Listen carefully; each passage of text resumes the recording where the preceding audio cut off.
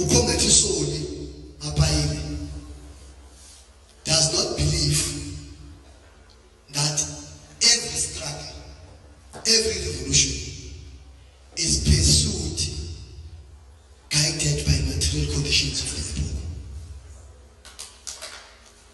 Once a communist failed that simply basic analysis, he has lost qualification to be defined and called a communist. That is basic.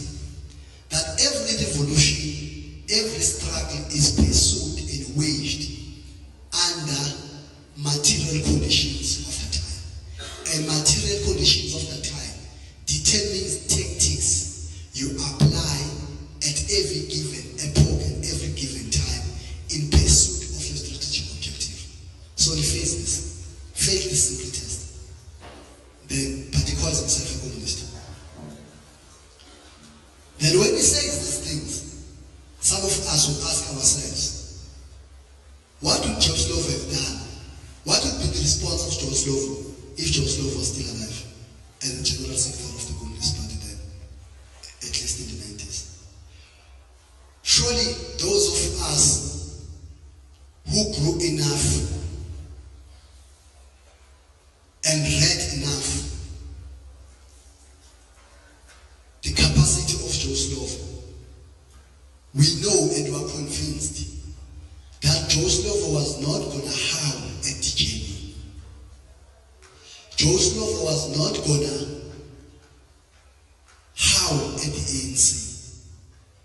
He was going to provide a scientific critical analysis on the GNU and the technical position the ANC has taken to form the GNU.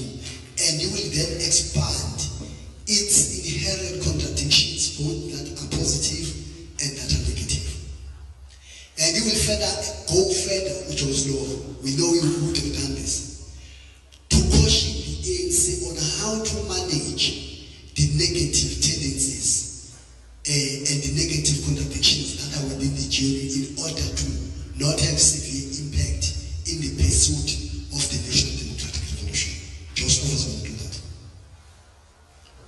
George Slovo was going to be guided by Stalin's work, written in 1938, in Dialectical and Historical Materialism. He would have known that in terms of the dialectics, they provide that internal contradictions are inherent in all things and in the phenomena of nature. For they have their negative and positive sides. Joseph would know this. He would have used his premise was going to be guided by Stalin, using Marxist Leninist theories, tools of analysis. So he fails all this, which makes is even the highest echelons of the alliance. I think now it's almost a matter.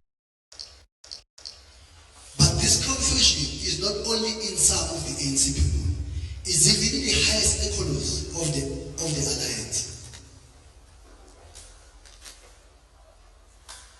I think now it's almost a month. The General Secretary of the SACP, when he takes a podium, he will talk many things about the GNU. What is dangerous about him, he does not apply even an inch of science.